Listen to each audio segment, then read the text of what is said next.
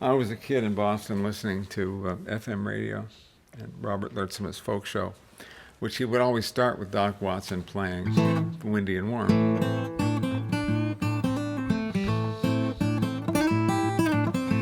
And I was lying there thinking, if I could ever play that song, I would be a happy man. Work, too. Sometimes you think, this would make me happy, and it turns out to be the truth.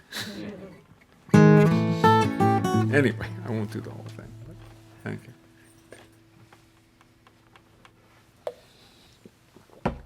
Here's a biography.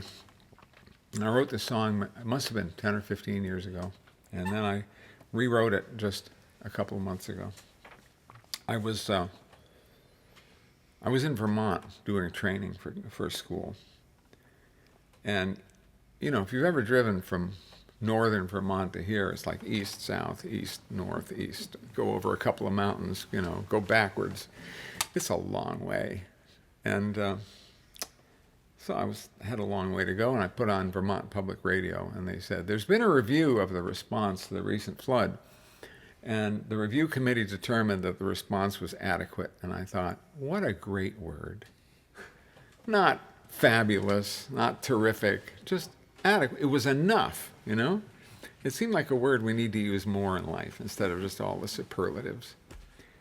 And so I got to thinking about the self-esteem movement, this idea that you have to be special and fabulous and wonderful all the time, which I can't live up to. I don't think anybody can. But adequate is good. So out of that came this song. Let me tell you the story about the younger brother of Catherine the Great.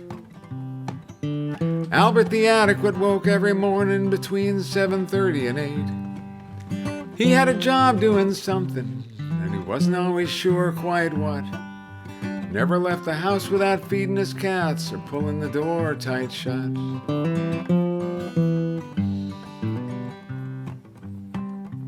He had a few quiet little hobbies, not much of a leader, I guess. But if anyone asked for help, Albert always answered yes. If he said he'd do something, you could count on him to show up with his crooked little grin.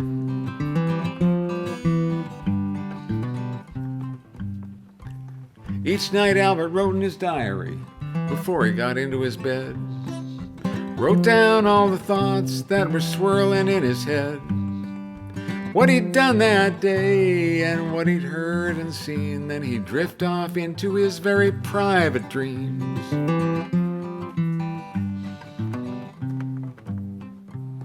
When Albert died, the news reports left his neighbors quite amazed.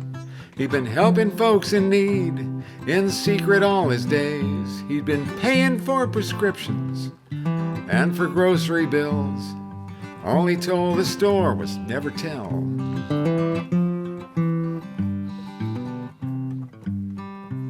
I'm talking about the younger brother of Catherine the Great. Albert the Adequate never needed to eat off a silver plate.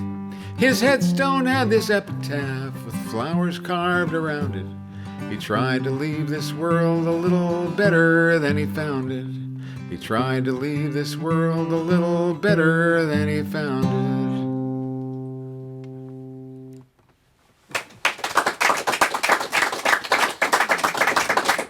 It's funny, of all the songs that I've sung to kids over the years, teenagers over the kids, that's the one that kids come up to me and thank me for, the earlier version of it. Just the idea that they could just sort of do the ordinary things, that they don't have to live up to their potential. They don't have to be famous. They don't have to be, whatever it is.